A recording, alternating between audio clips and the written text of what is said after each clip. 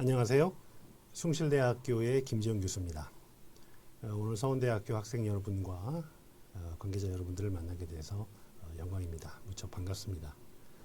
오늘은 여러분과 같이 우리에게는 좀 잘 안 알려져 있지만 동유럽이라는 지역을 한번 공부를 해보겠습니다. 특히 동유럽 지역 중에서도 헝가리와 폴란드, 체코슬로바키아라고 하는 네 나라를 중심으로 해서 이 나라의 간단한 소개, 역사, 그리고 현재 상황 등을 좀 살펴보고 가장 중요한 것은 우리 한국과 어떤 관계가 있는지, 또 앞으로 이제 여러분들이 이 동유럽 국가 중에서 헝가리, 폴란드, 체코, 슬로바키아라고 하는 네 나라와 관련돼서 어떠한 가능성을 가질 수 있는지, 어떤 일을 할 수 있는지 이런 것들을 좀 살펴보겠습니다. 먼저 유럽이 어떤 곳인지, 또 동유럽이 어떤 곳인지, 그 다음에 헝가리와 폴란드, 체코, 슬로바키아 네 나라가 어떤지를 간략하게나마 먼저 보겠습니다.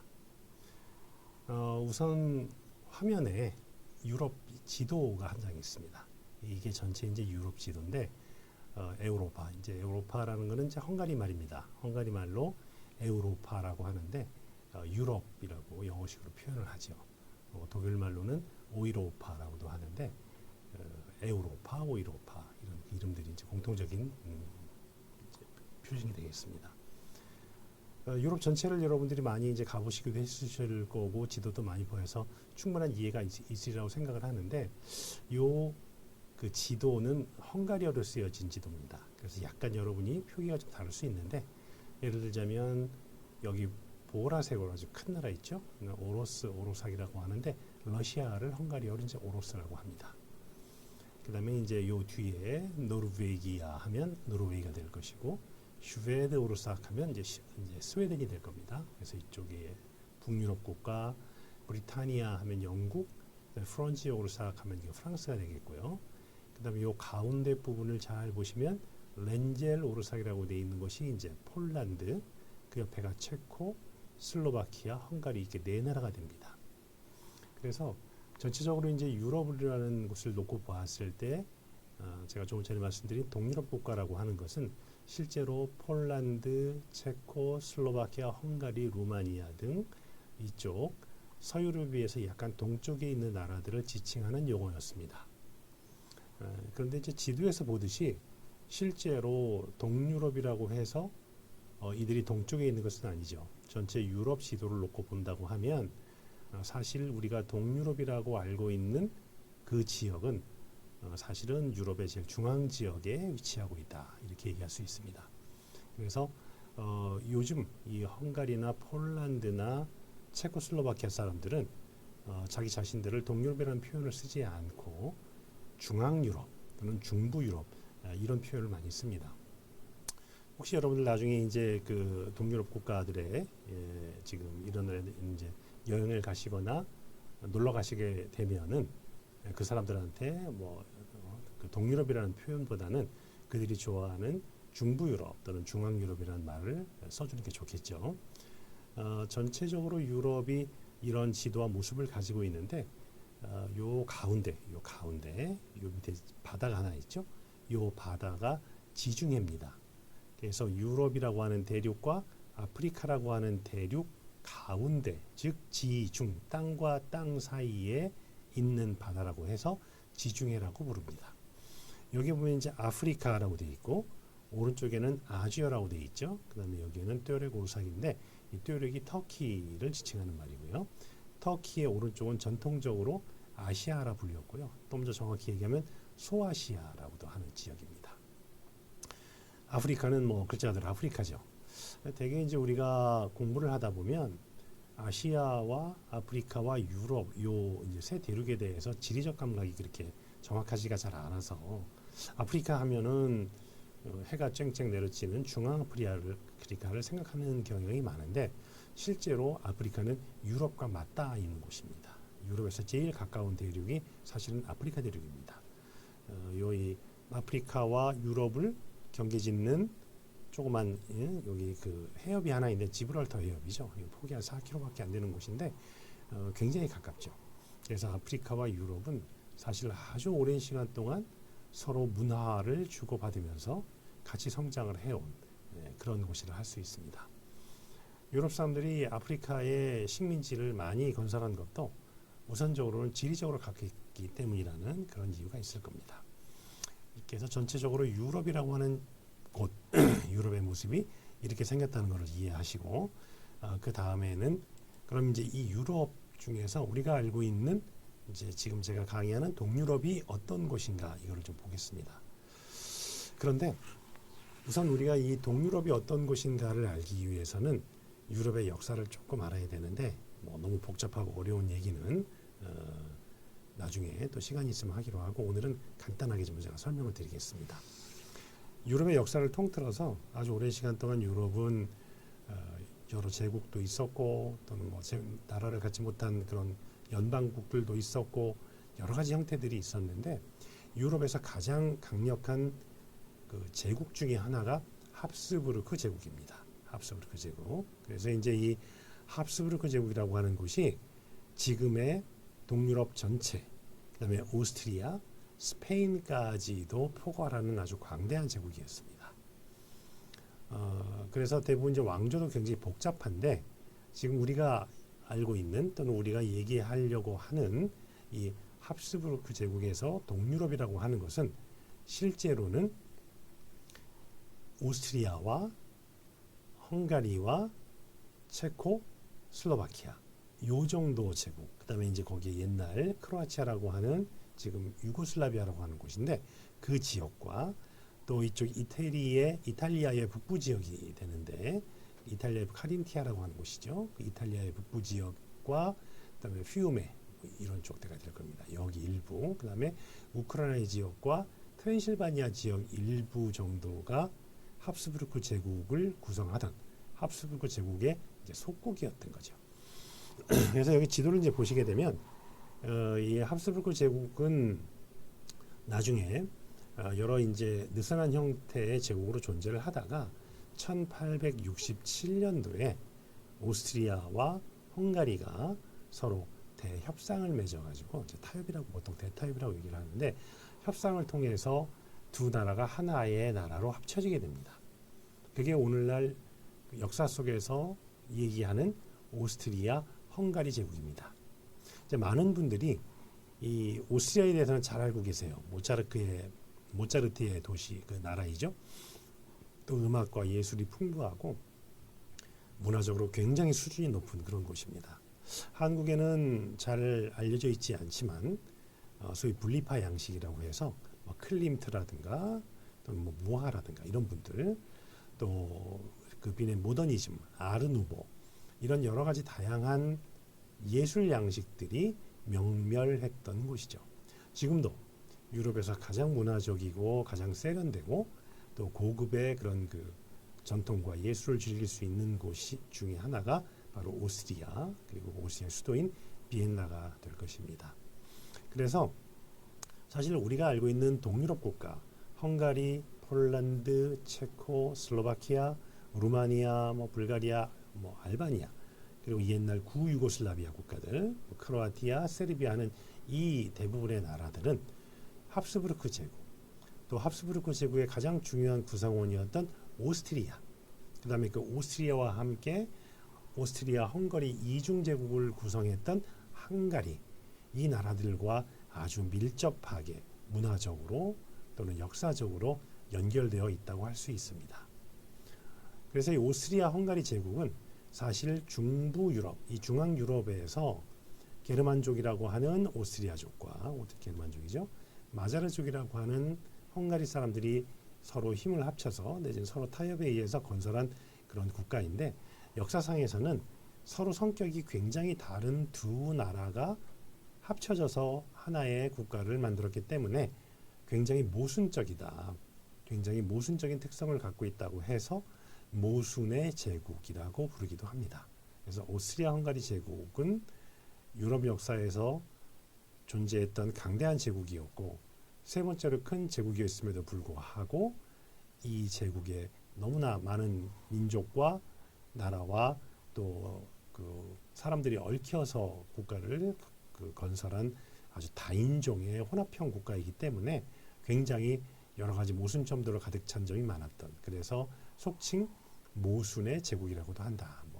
이렇게 말씀을 드릴 수 있습니다. 자세한 내용은 제가 번역한 그 모순의 제국이라는 책이 있는데 그 책을 한번 읽어보시면 이 오스트리아 헝가리 제국이 어떠한 구조와 형태를 갖고 있었는지 좀 아실 수 있을 것 같습니다.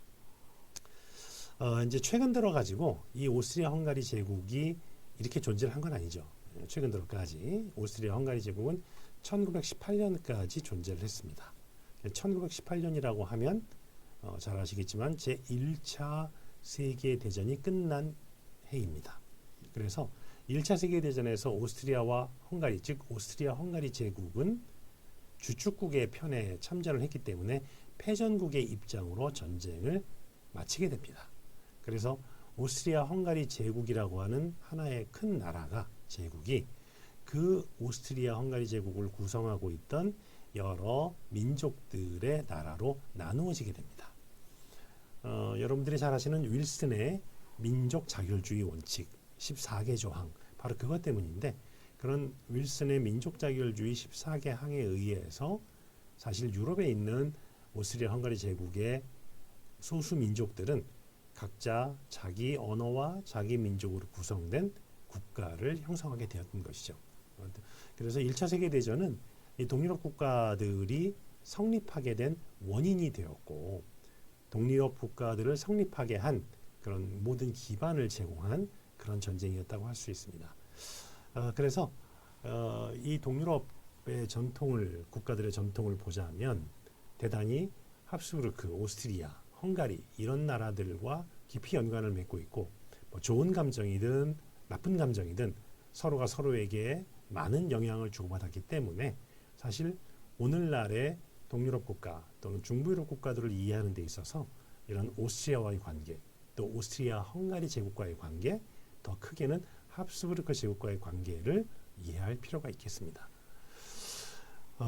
우리하고는 좀 특별하게 1989년도에 이 동유럽 국가들은 특징 중에 하나가 동유럽 국가는 대부분 사회주의를 했다는 건데, 이 사회주의를 했던 나라들이 1989년도에 체제 전환을 통해서 전부 다 시장 자본주의 국가로 바뀌었죠. 그러고 나서 한국과 1989년부터 1990년, 91년 이때쯤 해서 한국과 외교 관계를 맺으면서 굉장히 급성장하고 있는 그런 지역입니다. 그래서 이 오스트리아 헝가리 제국의 후속 국가 혹은 계승 국가라고도 하는 헝가리, 폴란드, 체코, 슬로바키아, 그리고 이 나라들과 우리의 관계, 이런 것들에 대해서 좀 더 알아보겠습니다.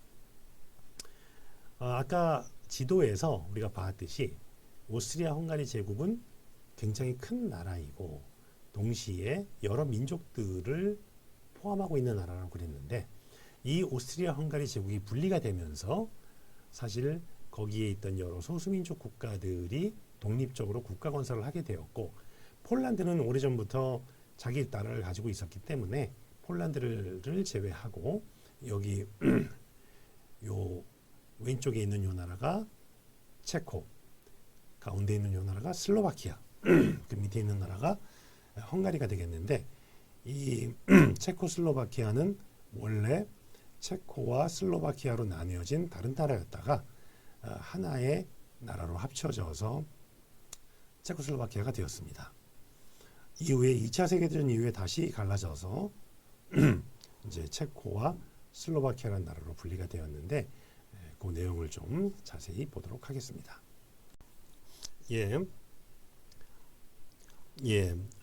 네 나라 폴란드와 체코, 슬로바키아, 헝가리, 이 네 나라에 대해서 좀 더 자세히 보도록 하겠습니다. 사실 오스트리아 헝가리 제국의 후속국으로서 체코는 보헤미아라고 해서 잘 우리한테 알려져 있습니다. 슬로바키아는 사실 오랫동안 헝가리의 영토였기 때문에 우리가 잘 알지는 못하죠. 그러나 1993년도에 체코로부터 분리하여 독립국가가 된 이후로는 한국과 아주 가까운 나라, 특히 한국의 아주 우방국으로서 굉장히 가까운 나라라고 할 수 있습니다. 헝가리는 1989년도에 한국과 수교를 맺어서 아주 가까운 나라가 되었는데, 이 헝가리라는 나라는 아주 특별한 나라입니다. 헝가리는 전체 민족이 아시아 사람들이라서 유럽 사람들 중에서도 상당히 독특한 그런 특성을 보이죠. 언어와 문화가 약간 좀 아시아적인 특성도 있고 또 오스만 투르크의 영향을 받기도 했습니다. 현재 이 폴란드와 체코, 슬로바키아, 헝가리에는 많은 한국계 기업들이 나가서 대단히 큰 성과를 올리고 있는데 먼저 이 네 나라가 그 유럽연합에서 어떤 역할을 차지하는지를 한번 보겠습니다.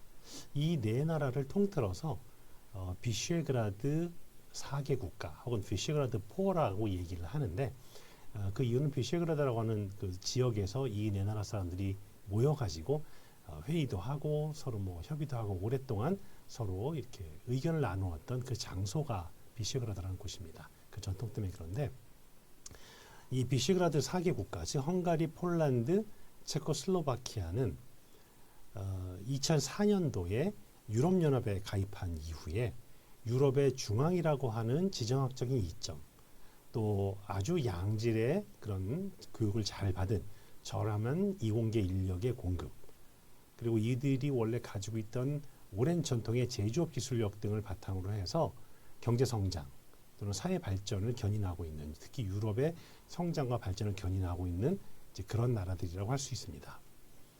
전체 그 나라의 규모를 보게 되면 폴란드가 제일 크고 헝가리가 그 다음이고 체코가 세 번째, 슬로바키아가 좀 제일 작습니다. 나라의 규모는 뭐 그렇게 큰 나라들은 아닌데 중요한 점은 이 나라들이 새롭게 유럽의 그 발전을 끌어가는 어떤 그 신진 뉴페이스로서의 역할을 하고 있다는 그런 점이 중요하다고 볼 수 있습니다. 이 나라들은 대개 한국과 1990년대 이후에 그 외교 관계를 성립을 해서 그때부터 경제적으로 관련을 맺어왔는데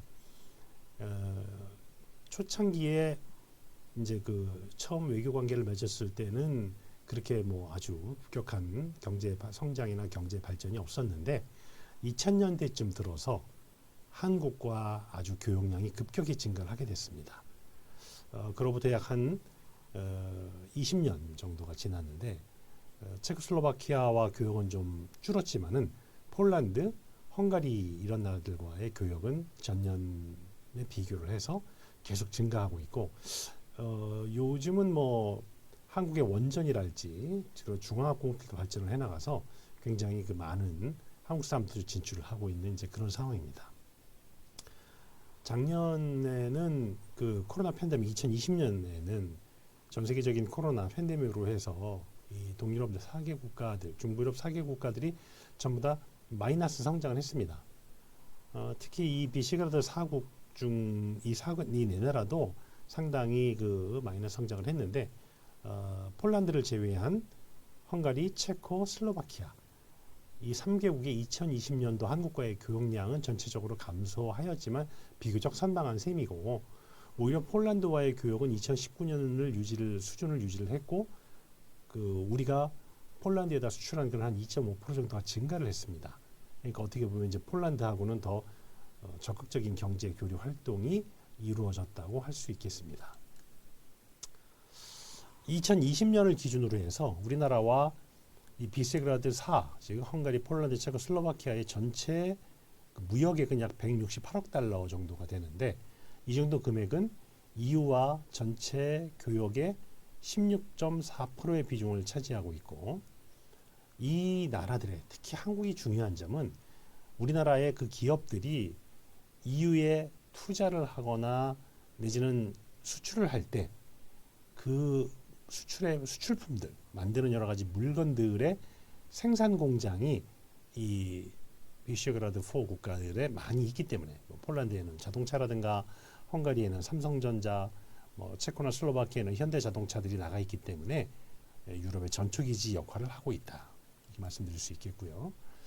2020년 작년에 이제 통계를 봤을 때 우리나라의 대 EU 국가 수출의 순위는 독일, 폴란드, 네덜란드, 이탈리아, 헝가리, 벨기에, 스페인, 슬로바키아 정도입니다.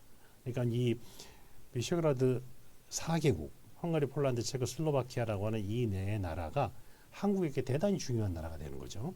그 수출 규모 어떤 수출의 파트너로서 그러니까 우리나라 그 기업들도 많이 나가 있고 한국 사람들도 많이 나가 있는 이제 그런 곳이기 때문에 대단히 좀 의미가 있는 곳이다 이렇게 말씀드릴 수 있겠습니다. 2020년 기준으로 해서 우리나라의 총 수출의 중에서 뭐 미국, 영국 다 포함해서 이 유럽연합 국가에 대해 수출 비중이 전체로 한 9.3% 정도 됩니다. 그러니까 전체로 봤을 때 이 비셰그라드 네 나라 국가들에게 대한 수출 비중은 전체 한 2.6% 정도가 되는데 이 네 나라에 수출하는 것이 독일, 영국보다 오히려 높다라는 점. 그래서 뭐 이런 말 하긴 좀 그렇지만 독일과 영국보다 훨씬 더 우리에게 많은 경제적 이익을 주고 있는 나라다 이렇게라도 얘기할 수 있겠습니다.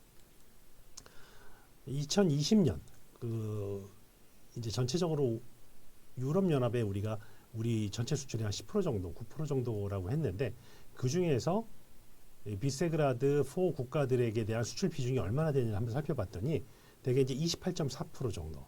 그러니까 전체 유럽 연합에 수출하는 그 수출액의 3분의 1 정도는 이 비세그라드 4 국가들에게 되고 있고 이 중에서 폴란드가 한 41%, 헝가리가 21%, 체코 20%, 슬로바키아도 한 16% 정도를 차지한다. 그래서 이 비세그라드 4 국가 중에서는 폴란드가 가장 우리와 교역 규모가 큰 나라다. 이렇게 말씀드릴 수 있겠습니다.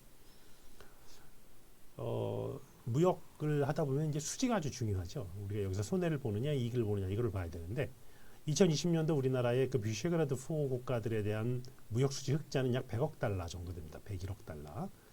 우리나라 전체 무역 수지 흑자의 약 22.6%가 여기서 나오는 거죠. 실제로 비세그라드 전체 국가가 한 4% 정도 우리가 수출 액수가 그건데 우리나라 무역 수지의 22.6%라고 하는 건 이건 어마어마한 거죠. 그러니까 사실 이 비세그라드 국가들에게 우리가 수출을 해서 돈을 많이 벌고 있다는 그런 뜻이 됩니다. 이거는 전체 무역 EU에 대해서 봤을 때 우리가 전체 무역 수지는 적자 규모죠. 적자 규모인데 그게 76.3억 달러니까 뭐 굉장히 큰 거죠. 이 어떤 흑자 규모라고 하는 것이 이런 의미에서 우리가 이 동유럽 국가들을 한번 주목해 볼 필요가 있고 여러분께서도 이 시청자 여러분께서도 비세그라드 국가에 대해서 폴란드, 헝가리, 체코, 슬로바키아라는 이 나라에 대해서 한번 관심을 가져보실 필요가 있다. 취역을 한다든지 거기에 뭐 사업을 한다든지 또는 뭐 외국어를 좀 연습하셔가지고 그쪽 국가에 취업을 하는 한국 기업들도 많이 나가 있기 때문에 그런 기회가 많이 있거든요. 그래서 그런 관심을 가져보시는 것이 굉장히 좋지 않을까 하는 생각을 합니다.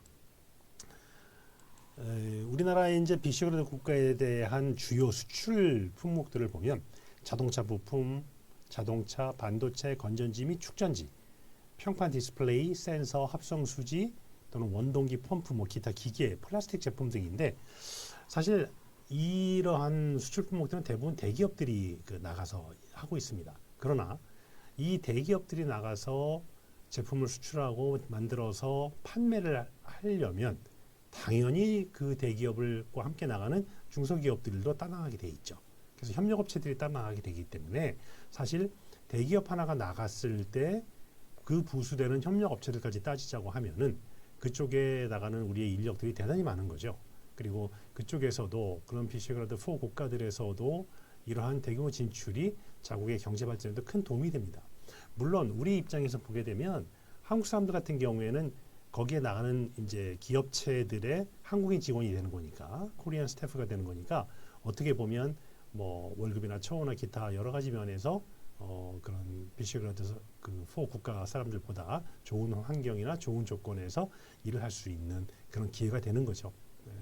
제가 학생 여러분들에게도 꼭 그 말씀을 드리는 것은 이러한 것을 관심을 갖고 한번 잘 돌이켜 보면 거기에 뭐 많은 기회가 있다.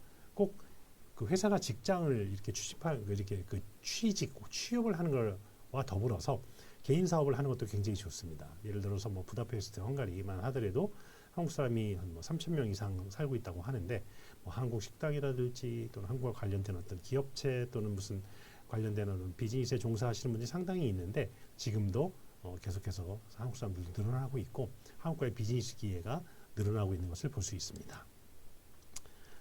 사실 이런 그 비세그라드 4 국가들은 지정학적으로 대단히 중요한 위치에 자리하고 있고 또 우수한 기술력을 바탕으로 한 탄탄한 제조업이 기반이 되어 있고 양질의 저렴한 그런 이공계 인력들을 공급하고 있고 또 이 네 나라의 정부의 적극적인 외국인 투자 유치 정책 등이 있기 때문에 사실 이런 것들을 생각하면 이곳에 진출할 수 있는 기회 또는 의지만 있다고 하면은 여기서 성공할 수 있는 가능성도 상당히 높다고 할 수 있습니다. 장기적으로 봤을 때, 장기적으로 봤을 때 우리 한국에서는 이 비셰그라드 4 국가들을 서유럽 또는 중동부 유럽 및 CIS 러시아 지역이 되겠죠. 지역을 연결하는 생산, 판매 및 생산자 서비스업의 허브로 구축하면 좋을 것이다. 네, 이런 허브로 구축하기 위해서도 역시 그 인력들이 필요하기 때문에 우리 그 한국의 젊은이들이 문을 두드려 보기에 굉장히 좋은 조건이라고 저는 그렇게 생각을 합니다. 단기적으로 봤을 때도 그 이 비시러드 4 국가들은 지금 우리 한국과 굉장히 관계가 좋다고 그랬잖아요. 그래서 지금 뭐 체코 같은 나라는 우리나라의 그 원자력 발전소, 한국 수력 원자력에서 그 원자력 발전소 수주 협상 뭐 이런 것들을 하고 있는데 그런 어떤 신규 원자력 발전이랄지 또는 이제 유럽 연합에서 이 비셰그라드 4 국가들한테 구조 기금을 굉장히 많이 내고 있어요. 뭐 도시의 인프라를 건설한다든지 도시를 재생한다든지 한 여러 가지 많은 그런 그 비용을 제공을 하고 있는데 그게 전부 다 국가 조달 시장이고 건설 같은 인프라를 필요로 하는 거기 때문에 사실 우리가 참여할 수 있는 가능성이 많지요. 또 이제 보건, 의료, 에너지 뭐 이런 프로젝트 중에서 굉장히 앞으로 성장 가능성이 많은 나라들이고 특히 이런 나라들은 미국과 프랑스와 독일 같은 또는 일본 같은 과거의 선진국들에 비해서 한국에 대한 우호, 한국에 대한 이해가 깊기 때문에 상당히 한국 사람들에게도 우호적인 그런 특징을 보입니다. 그래서 이런 여러 분야에 한국 국가, 한국 기업, 한국 사람들이 참여할 수 있는 기회가 많이 보장되어 있기 때문에 저는 이 지역의 전문가로서 우리 젊은 분들과 또는 새로운 창업이나 새로운 희망을 가지고 새로운 사업을 모색을 해 보시는 분들은 이 동유럽이라고 하는 지역을 한번 중요하게 간주해 보시는 것도 고려해 보시는 것도 좋은 그런 대안이 되지 않을까 저는 생각을 합니다. 오늘은 뭐 간단히 소개하는 정도로 해서 이 정도로 그 강의를 마치겠는데요. 더 궁금하신 점이 있거나 또는 뭐 관심이 있으신 분이 있으면 언제든지 연락을 주시면 친절하게 답변해 드리겠습니다. 감사합니다.